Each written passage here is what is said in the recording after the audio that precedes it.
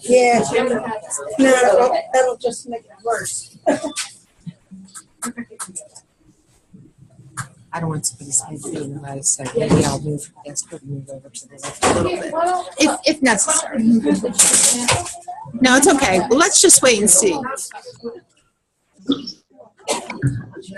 Sit here for a second and find out. You're so brilliant. Not really. Yes, she may not even come. Wait a minute. Excuse me, this is my friend. No, I was moving the chair so it's not in front of them. Don't worry about it. I'm trying to figure it out. All right. Carol, see if it's working. It's not good. It's not great. Can we move that chair? You can see the. I want my friend to be able to sit next to me because she's going to be messy. You're just going to be about a foot apart. Is that good? Like that? Yeah. Okay. And then you're here. It's okay. Carol, is it recording? Good, it's recording. Excellent. Good.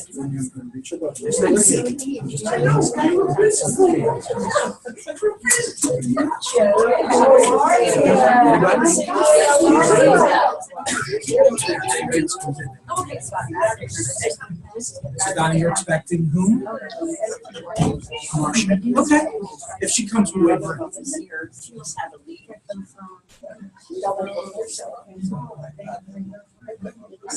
Good, you ready? Okay. So Linda, give me a thumbs up on Zoom. Can you hear me all right? Excellent. I'm going to turn this up a little more so it turns off. Excellent. All right, so welcome. For a show of hands, how many people have ever seen me do a presentation before, right? And by show of hands, how many have never seen me do a presentation before, right? And how many people aren't sure? I kind of look familiar. Not sure. Maybe at some point you dreamt about it. This is the sum total of the last 120 years of chiropractic, really. But it really goes back about 20 years at this office. It goes 8 years. Well, it goes about 15 years back about doing weekly or monthly workshops, and it goes 8 years back about really focusing on this topic specifically. So I am incredibly grateful because I could give chiropractic adjustments till the cows come home. But if somebody leaves here and lights up a cigarette and opens up a Michelob and drives through McDonald's and has a terrible, abusive home life and hates their job and is stuck in traffic and watches the news, God forbid, for 5 minutes, right? The adjustments that I would give would be the finest ever, but the person would really get sicker and sicker and sicker, right? So how many people go to a dentist? Right? How many people would leave the dentist and get a little baggie with a toothbrush and dental floss? Excellent. If you went to that dentist and you did not get that baggie, I would tell you to fire that dentist. The highest calling of a dentist is not to scrape plaque off your teeth or to pull out rotted teeth. The highest calling of a dentist is to make sure people are brushing and flossing so they can keep their teeth. So when I partnered up with this crazy critical care doctor, Wayne Anderson, 8 years ago last month, right?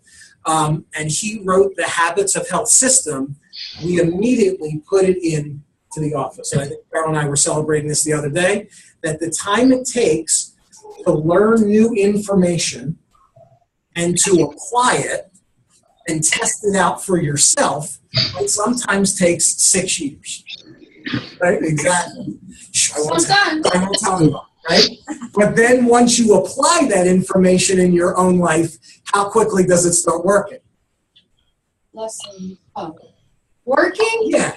When you start to a week? Yeah, when you start to 3 days? Yeah, right. So how quickly does brushing your teeth actually start working, right?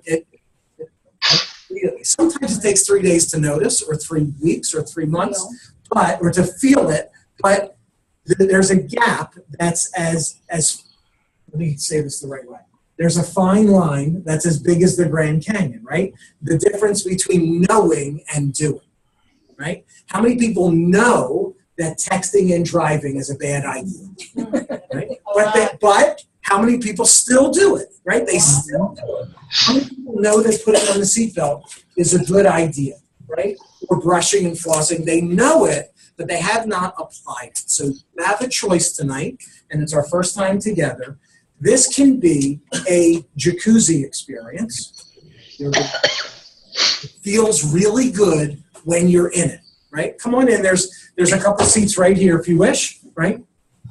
And Nancy, we got a seat for you up at the front. Yeah, come on up. Yeah, and then there's one up. Oh, this one's saved, right? Yeah. That's okay. That's okay. There's ones over here that you can move to.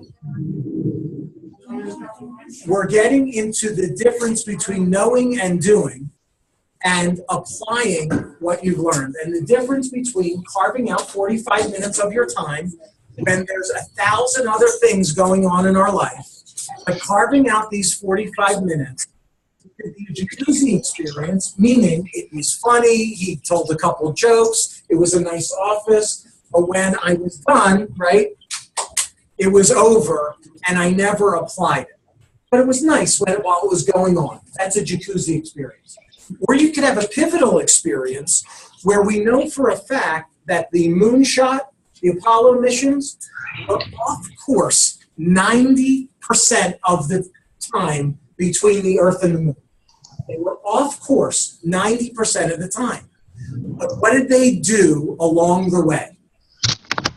They corrected, they self-corrected, they pivoted, right? So an airplane is off course 90% of the time from New York to Los Angeles. They land there every single time. Why? Because there's a constant course correction, looking at the current dials and knowing exactly what the what is at the end. What is known, where they want to go, right? So we're going to get very deep into that. And even though you could be off course 90% of the time, take your middle finger of your right hand, and tap your chest and go like this. It's okay if I'm off course. Okay? Affirm this for me. I am human being, right? Welcome to the no judgment zone, okay? There's no judgment. We're all off course 90% of the time. That's called life. But if two things very clearly defined in our own head, and we're going to get into this very deeply because this will come. Two things very much attached in our mind at the same moment, our current reality, it's like a GPS. The GPS has to know where it's at. Terrible grammar, right? But it has to know its current place first, and then it can attach itself to the desired outcome and actually find its path, right? So what if you climbed to the top rung of the ladder only to find out that the ladder was leaning against the wrong wall? You looked busy, didn't you? I was trying to climb the ladder. I was trying to get to the top rung of this, but it was leaning against the wrong wall. What if you were in a jail cell and you were pushing and pushing and pushing against the door to try to escape, only to find out that the door actually swung inward and was unlocked the whole time, right? What if you were the fastest runner in the race and you ran in the wrong direction? That's what my 16-year-old says. I tried to clean my room, right? I tried to do my homework, right? There is no try, right? That's one of the think well categories. So let's begin. And what I want you to do, what we did last month, is we started with eat well. And what goes into our body, the input that goes in, has a direct effect on our overall health. So, do you have this? You know what, Marie? Can you pass this clipboard here? Pass this. Something like on the back. And at least I'll get you one too. Yes, please. That one's used with the one underneath. Okay. And then you see it. I have them up here if you need more. So just take 2 minutes. This is your current reality. Don't look at anybody else's. This is a non-judgment zone. Don't like cheat, right? Just look at these. You got the clipboard, you got it? And just quickly, like word association, the first number that comes to your mind, don't judge yourself, don't judge anybody else. Your current weight status, what you believe it is, your eating habits, your physical activity, your sleeping and relaxation, and safe and healthy work. Do you live in a house that doesn't leak, right? Or do you live in a house that's not flooded, or electricity work? Are you in a safe, seriously, there are some people who aren't. That's Maslow's hierarchy of needs, right? So there are some people who aren't in the environment right now. Who cares what you're eating? It's real, right? So you have to fulfill all those needs to get into the healthy body, and then ignore the top of the chart, and let's get into the second, right? So please, on the bottom, take 2 minutes. How would you rate most of your relationships? Don't laugh out loud. Okay? Laugh to yourself. How would you relate them? How would you relate your attitude at work? How about fulfilling your own meaning and purpose? Are you being used to meet other people's goals? Meaning like you have a job, right? So you go to work every day to fulfill other people's goals? Or are you working on your own purpose and meaning? Spirituality time, whatever that means to you, community service, and hobbies and fun. Blink if you've done all 6. Questions? Blink. Excellent. Okay. I look really good on Zoom, by the way. It's a really good, right? The V-neck looks good, doesn't it? Okay. I appreciate it. All right. So that Zoom meeting is being broadcast all over the world right now, right? Anybody could log on. And I think there's actually 3 of us on, which is fabulous. It's 10 less than the last time you did it. When you do it, everybody shows. I know. Actually, 4 of your people are here in this room, so it doesn't really matter. Sure. So actually, 7 people are on, right? All right, so let's move on to the actual workshop. What did we just do here? If we have the GPS analogy, what did we just do if I asked you to fill out this questionnaire? What part of the GPS did we just do? Where we're at, the current reality, right? So how many people, show of hands, want to stay exactly where their numbers are right now for the rest of their life? That's right. Okay? So we're all in agreement that one of the measures of being alive is growth. Growth is a natural state. A cell, a living cell, cannot be in growth and defense at the same time. You put human cells in a petri dish and you put poison in the petri dish with them, they will all migrate to the other side of the petri dish, and they will hunker down, they will stop their physiology, their digestion will slow down, their immune system will slow down, because they are perceiving a toxic environment. If you put healthy cells in a petri dish with nutrition and proper light and proper darkness and proper hydration, all the cells will move towards what supports them and start growing and expanding and living up to their full potential. Does that make sense? As organisms, we cannot be in growth and defense at the same time. As a country, we cannot be in growth and defense at the same time. That is so deep, you can't get under it. That is how deep that is. That is some heavy stuff right there. Don't get over it. And you got to leave at 7:30. I got to get to the good stuff. Okay. So that's your current reality. This workshop is built upon the foundation of this habits of health system developed by a critical care physician who was in the ICU for 20 years and saved thousands of people's lives, and after 20 years realized he had never helped one person get out. And after 20 years, like a blackjack deal, right? And developed this whole system of habits of health. So what I did is I always work on the power of 4. because 4 is like the bottom of a stool, right? If this stool only had 2 that were sturdy and 2 that were kind of crappy, how secure of a foundation? Right? You know, there's no such thing as balance in our life. We're always out of balance. In biology, they teach a concept called homeostasis, called the balance of life. There's only one type of human beings. There's only one category of human beings that actually homeostasis. You know who they are? They're dead. That's exactly right. While we're alive, some spokes of our wheel are manifesting better than others. And it is this great chance of trying to manifest all of them all at the same time. So I divided it up into eat well last month, right?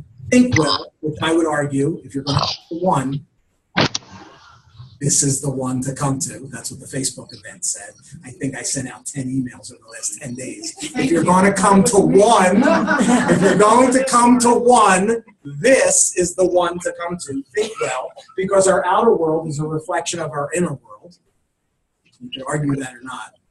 Truth is truth. Our outer world is a reflection of our inner world. How we perceive our environment determines how functional we are, even if we're a one-cell organism in the petri dish.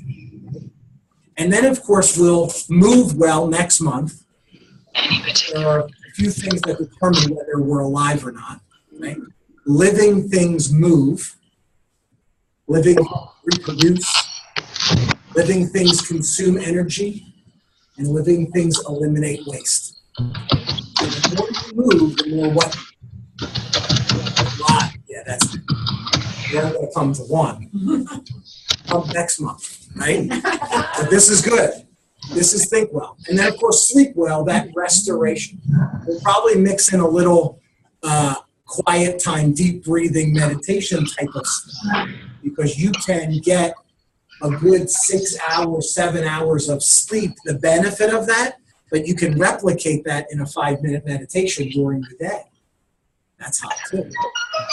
You can tap into those same brain waves while we're awake. That's pretty cool. That's 2 months from now, don't miss it. Okay?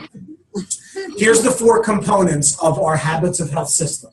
And if any one of these is missing, it will topple, right? It will crack at its foundation.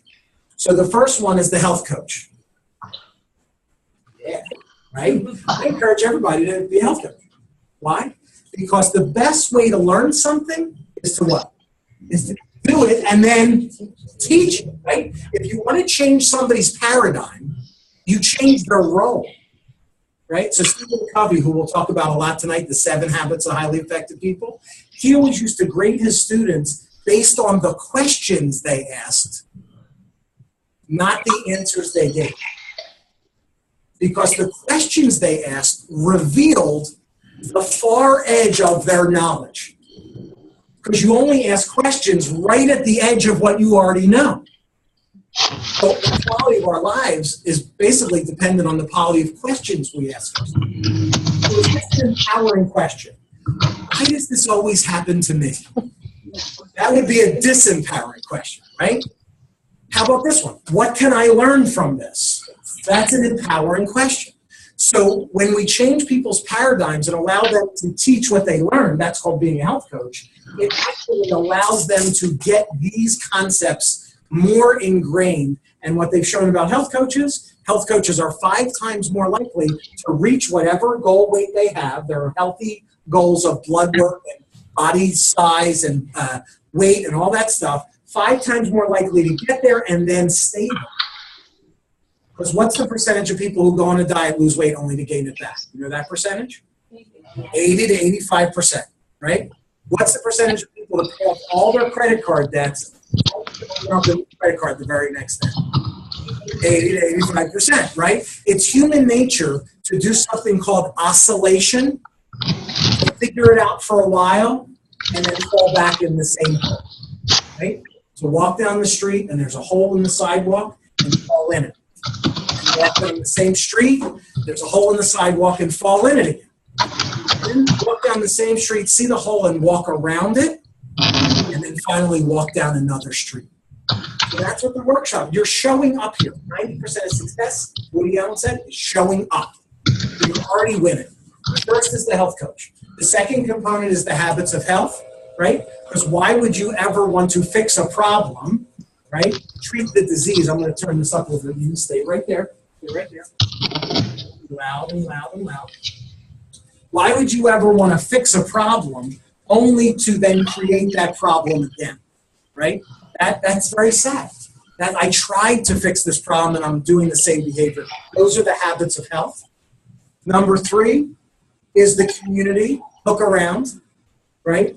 The highest calling of a health coach is to help other people create micro environments, because is the macro environment set up, the global world out there, is that set up to help us be healthy, right? What about our food and the news and the traffic and the pollution, right? It's set up, it actually creates disease, our macro environment. But this is a micro environment for health, and that's why this worked so well in this office. You know, it's kind of like the undoctor's office, right? It's the undoctor.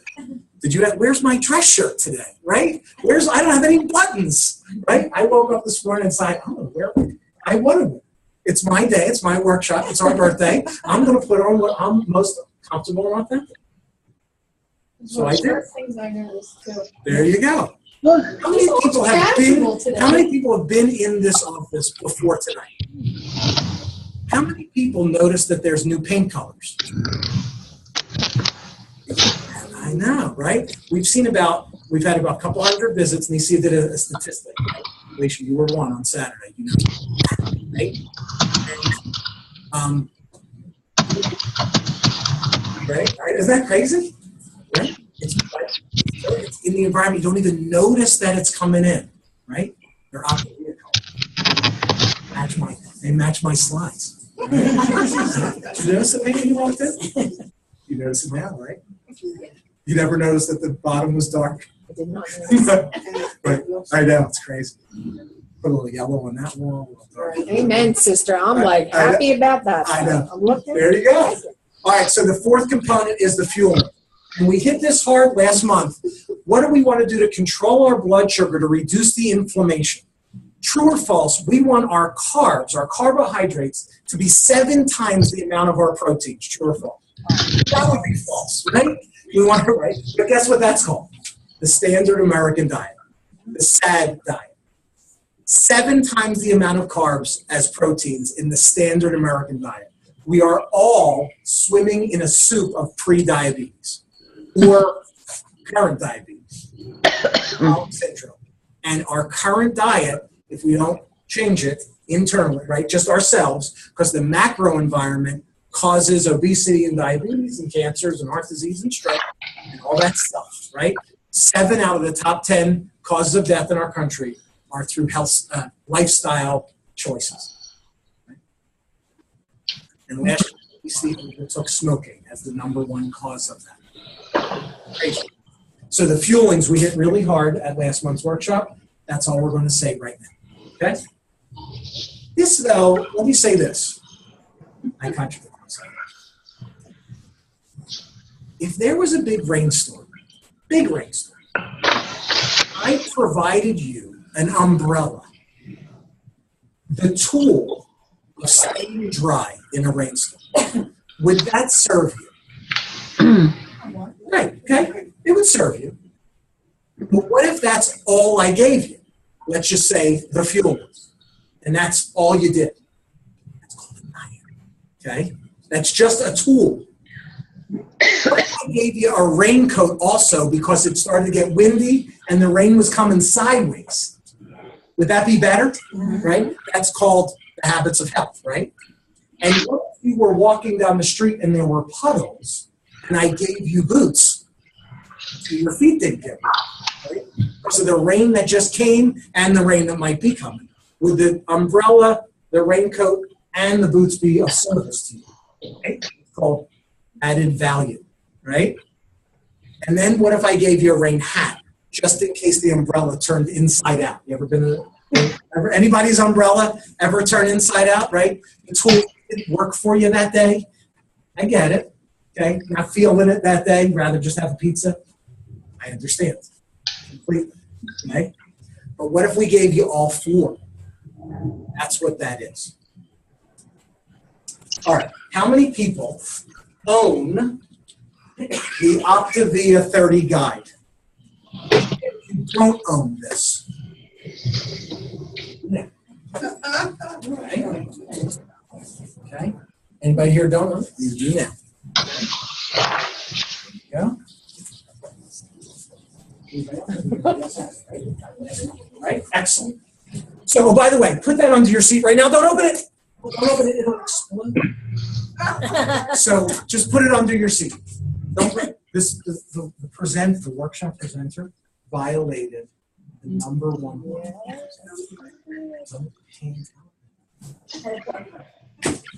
Put it under your seat. Thank you. I appreciate that. Do me a favor. Just look at it later. Okay? All right. So here we go. So it took me 25 minutes to actually start the workshop, right? This is called the advancing structure. It is the antidote for the snake venom of oscillation, okay? Left unchecked, we will all oscillate. We'll go back to what feels comfortable, right? This is a step-by-step process. Again, the power of 4. We don't do results. Human beings are not in the result business, right? Accidents happen. I cannot guarantee anything. What we do as human beings is we have this power of 4. And right now, in these 45 minutes, for some of you, is brand new input. The workshops you attend, the books you read, the conversations you have. Does anybody watch any political news, any 24-hour news, right? So, right? Do you know that if you dial down the cable dial, 2 stations, and watch that 24/7, you will get a totally different worldview as if you dialed up 2 stations and let that play 24/7. Does that make sense to everybody? How many stations are available on your radio, right? Infinite number. Now on your phone, radio.com, the radio app. We can listen to any news channel anywhere, any music that's ever been recorded, ever, you can listen to on your phone.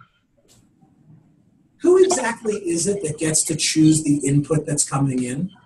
Take your middle finger in your right hand and go like this, right?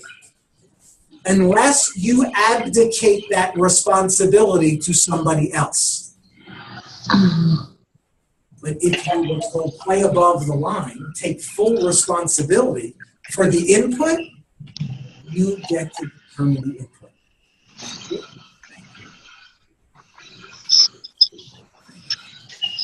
For letting me be a little input. Thoughts. Thoughts can be, so input can be described as we become the average of the 5 people we hang around with most. If you're a teenager, I'll say, show me your friends, I'll show you your future, right? We become the average of our community. Thoughts. That can be described as the I am philosophy, right? Who gets to think your thoughts? Say, I do, right?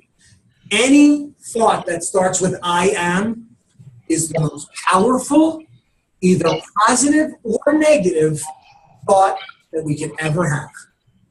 That I am is like a trigger, a key that opens the trap door of our conscious brain and starts planting seeds in our subconscious. I am the middle child. No one ever knew my name, right? I am the oldest child. I had to do everything for everybody else, so I can't take responsibility for myself. I am the youngest child. Everybody did everything for me, so I don't need to take responsibility, right? So we all have a story that we tell ourselves. That's the thought. The next is focus. That's the GPS analogy, right? What is it actually that you're going towards? This is why your windshield is 9 times bigger than your rearview mirror. Right? And 9 times bigger than your current dials.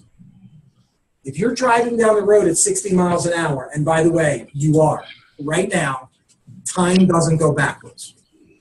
Time only goes one way. And does it seem it's going faster than before? It is.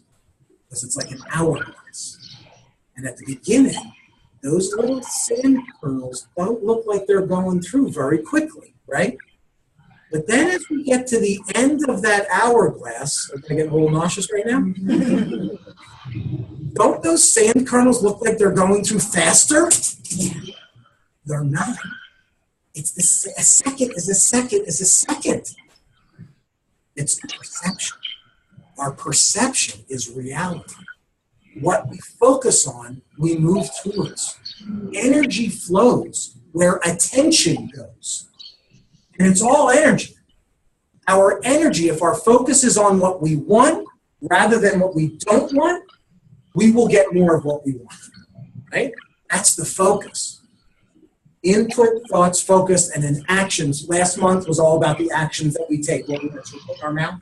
Next month will be about how we move our body, the actions that we actually take, how we sleep, what are our nighttime rituals, what are our meditation rituals, how do we get into that recovery mode and then action mode. That's all our actions. If you think the right thoughts, and that's a judgment, so let's just say from a health perspective, if you get the right input and start thinking the right thoughts and start focusing on what you actually want and start taking the right action, do you think you get somewhat more of the results that you actually say you want?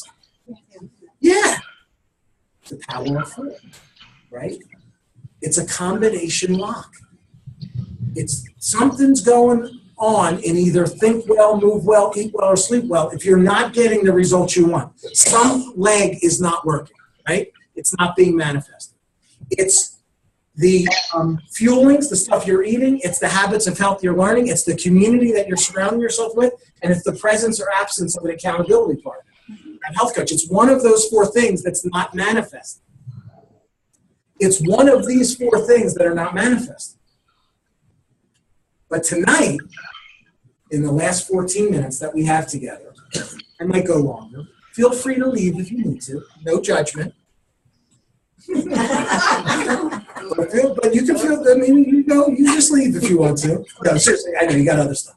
If something else calls you right at 7:30 that you need to leave, please leave. I'll keep going until midnight. I don't care. This night is all about these 3. Okay? You'll all get the slides tomorrow. Give me a thumbs up. You'll get the slides tomorrow. Okay? Input, thoughts, and focus. You ready for a little effects? You ready? Watch this. I'm telling you, right? Whom we surround ourselves with. The books we read, the audios we listen to, the Zoom calls that we get on, that's the input. Is it true that people who are raised in the same culture interpret certain things the same way? Right? Until they may decide to not interpret that way. But it is their community which guides them to focus on certain things. Can 10 people read the same book and focus on 10 different things? Mm-hmm. Absolutely. It is their community that supports their focus. No judgment. It is what it is. Okay? So that's the advancing structure. And I'm here to help you with those things any way you wish. Or your health coaches who are in the room. The desired characteristics of our community. When you point the finger, how many point back? Right. 3 fingers point back. So if I say this is the desired characteristics of our community, who is actually that we're talking about? Right? What did Gandhi say? Be the change you want to see in the world. Right? Light a candle in the dark room. Right? Live what's called above the line, not in victim, blame, woe is me, below the line. These are the characteristics that I would argue are of a human being, manifesting the think well, bless you, manifesting the think well at high levels. Those people are humble, they're hungry, they're smart. And we're going to get into all of these things. What do I mean by humble? This is not manifested in thinking less of yourself. It's manifested by thinking of yourself less. Okay? See what I did right there? That is humble. A humble person is confident in who they are. They're more interested in others. They're comfortable with others being recognized. Stephen Covey would call that the servant leader. Right? Servant leader. High tide raises all the ships. This is the fourth, fifth, and sixth habit in Stephen Covey's 7 Habits. Seek first to understand, then to be understood. Synergize, work together, and think win-win. I went out of order for those of you training. Seek first to understand, then to be understood. Think win-win, not compromise. Compromise, nobody gets what they want, right? Not win-lose, where somebody has to win for somebody else to lose. But think win-win, where the third alternative is better than the two people thought in the first place.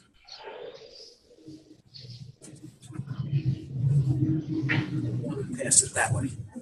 Take one and pass it that way. What you're about to see is a photocopy. It's a photocopy out of the 8th habit.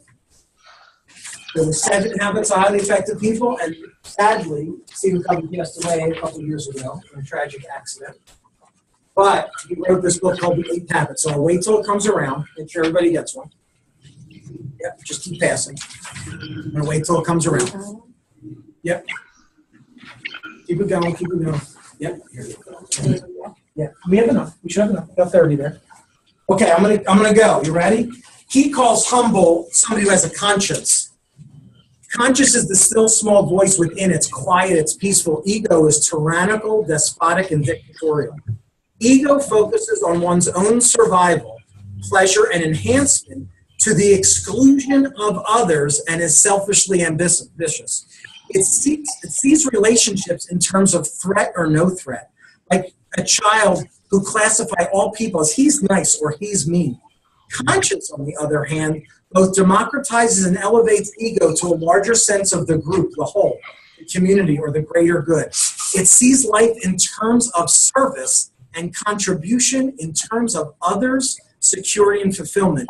Ego works in the face of genuine crisis, but it has no discernment deciding how severe a crisis or threat is. Conscience is filled with discernment and senses the degree of threat. It has a large repertoire of responses. It has the patience and wisdom to decide what to do when. Conscience sees life on a continuum. It's capable of complex adaptation. Ego can't sleep. It micromanages. It disempowers. It reduces one's capacity. It excels in control. Conscious deeply reveres people and sees their potential for self-control. Conscious empowers. It reflects the worth and value of all people and affirms their power and freedom to choose. And natural self-control emerges, imposed neither from above nor the outside. Ego is threatened by negative feedback and punishes the messenger. It interprets all data in terms of self-preservation. It constantly censors information. It denies much of reality. Conscience values feedback and attempts to discern whatever truth it contains. It isn't afraid of information and can accurately interpret what's going on. It has no need to censor information and is open to awareness of reality from every direction. Turn the page over. Hungry.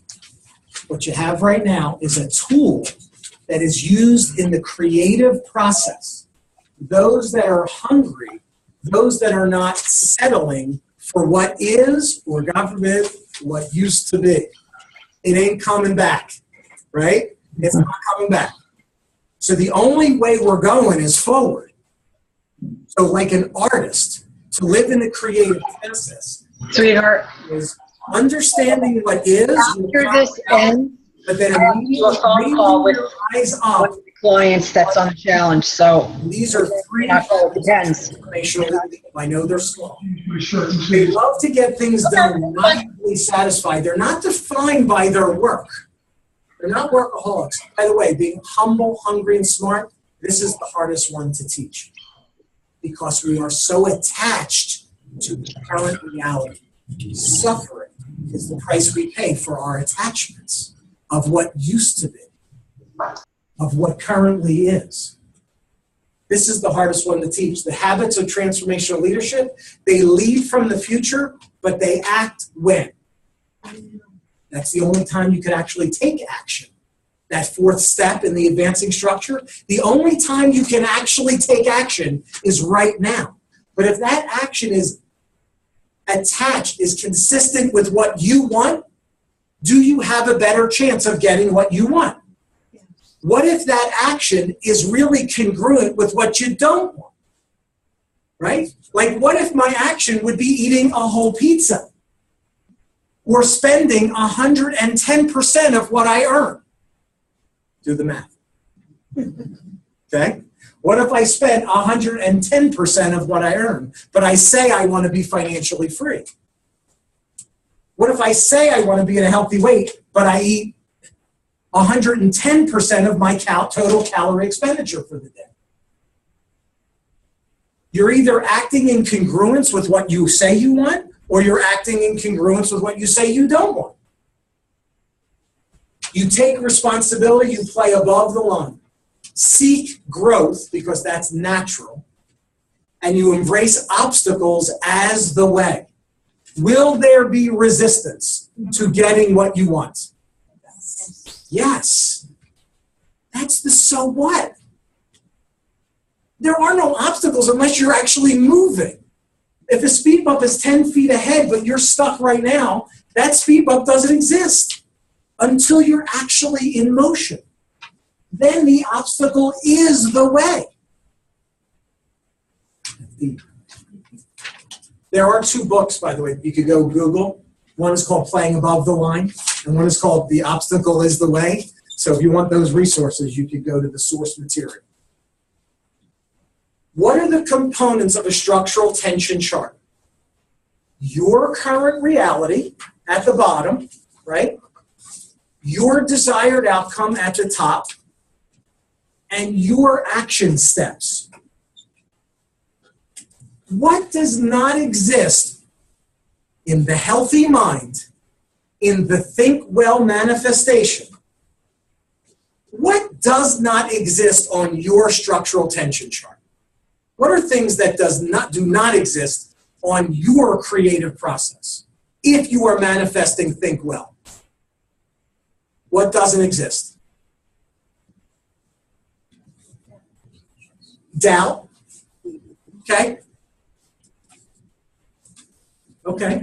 Huh? Anger. What other people think. What other people think. Worry. Where does anger, doubt, worry, disappointment, resentment live? Where do all emotions live? In your thoughts. When? Current reality. Right. Emotions only exist in the now. And they are an outcropping of our thoughts, right? And our thoughts are an outcropping of our beliefs. If you think a thought over and over again, it becomes a belief. Your feelings will be guided by your beliefs. How you feel about something will be framed by what you believe about it, what you perceive it to be. That make sense? Okay? So fear, anger, resentment, disappointment, worry, upset, you're right. Those do live in the current reality. But here's my question. in the think well process, in the healthy mind, do we take action based on how we feel or based on what we want? So there's the difference. Those emotions absolutely exist. Those emotions are normal and healthy and keep us surviving, right? The ego wants survival. It judges good and bad. He's good, he's bad, right?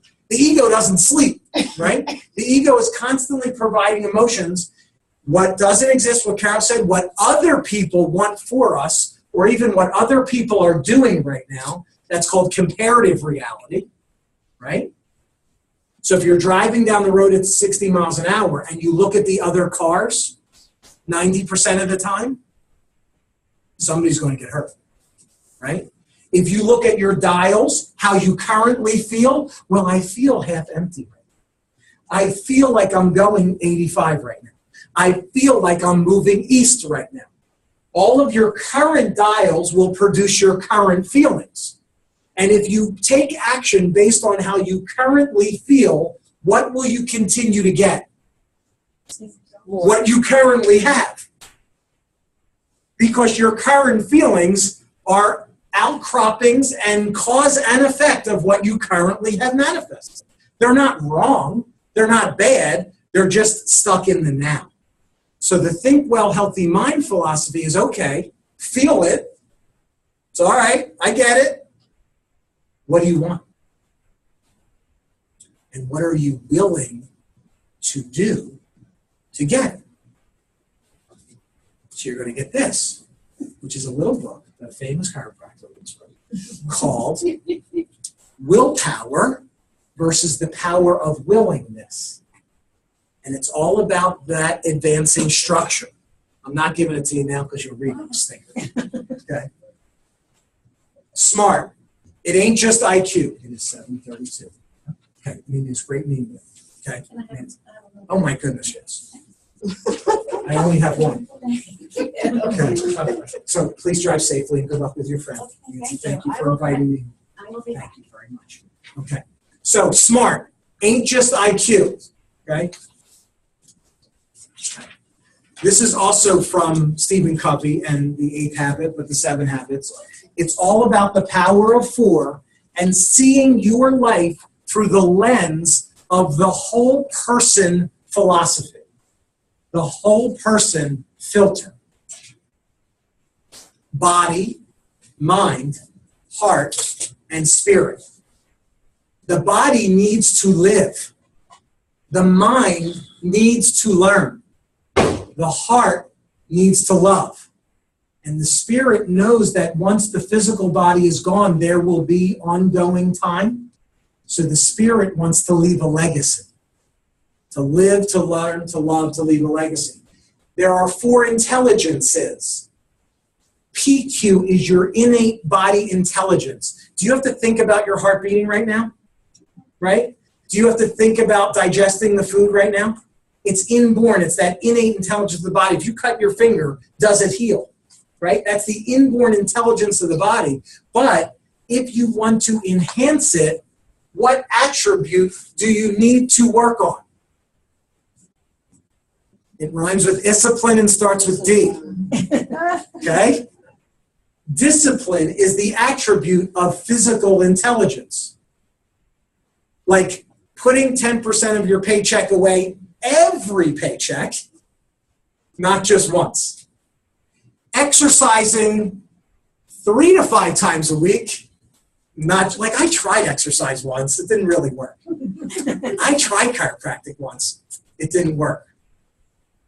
Okay? I tried to brush my teeth once. Discipline is that attribute. Vision, how about the top of your structural tension chart? Right? The mind has to need vision and mental intelligence, your IQ. EQ is the heart, the intelligence of relationships, emotional intelligence, and conscience, which we would call humbleness, humility, right, is the 4 attributes. I'm going to go crazy right now. You ready? Did Gandhi have discipline, vision, passion, and conscience? Yes. Which one did Adolf Hitler miss? No kidding here. Right. Was he disciplined? Yes. And he had vision. And he had passion.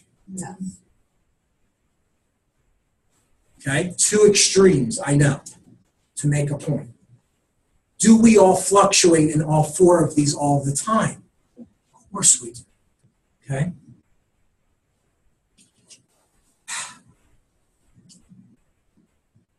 Hey, nobody's perfect. What if one of these three things are present? What if somebody is only humble? They're kind of like pushed around a lot. If they're not smart and they're not hungry, they can just, take it sometimes. If somebody's only hungry, but not humble or smart, socially intelligent, right? If they're only hungry, they could be a bulldozer. That could be like a driver personality, right? See, a driver, right, always needs to be right? And amiable always needs to be liked. And expressive always needs to do this. And an analytical always needs the facts, right? But if you're only hungry to the detriment of humble and smart, somebody's going to get hurt. And what if you're only smart? You know how to work a room. You know all the right answers. You're always working the angles, right? By the way, stop thinking about the current candidates right now. Don't go there. Don't go there. Okay? Don't go there. Wouldn't it be great if we had a couple candidates that had all four that manifested? Wouldn't that be something? What if only two of the three are present? Somebody's humble and hungry? Accidental mess makers. You got to clean up their mess a lot. Like they're trying, right? They're moving forward. They're hungry. They think they put other people first, but they kind of lack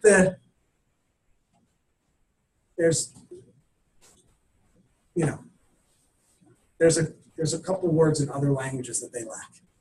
They just lack they just lack the smarts. What if they're humble and smart? If you're humble and really balanced in those intelligences, you will be really lovable. People will love you. You will be stuck. Humble and smart. What if you're hungry and smart? Work in the angles, right? So here we go. Input, thoughts, focus, action, results. If you wish in your life to eat well, think well, sleep well, move well, if you want to do mind, body, heart, and spirit, if you want to do health coach, community habits, and health fuelings, we got you. I got you, fam. Right? You're in the right place. Do all four. Okay? Input, thoughts, focus, and action. Every time we do a workshop like this is the last slide. It's not the end. Right? You're invited to next month Move Well. You don't have to go home, but you can't stay here. You have, right? Yeah. Oh, sit. Take one and pass it. Good. Take one and pass it. Take one and pass it. Excellent. Thank you all very much for carving out that time tonight. Get in touch with your health coach. Get in touch with the person who invited you here. We're going to wave goodbye. Carol, you can wave goodbye. Do it. All right. I already did. Thank you. See you guys. That's great. I can't hear you. Love it. Bye. Call. Take that. Call. It's awesome. You can't quit me. Mark, thank you for carving out that. That was important.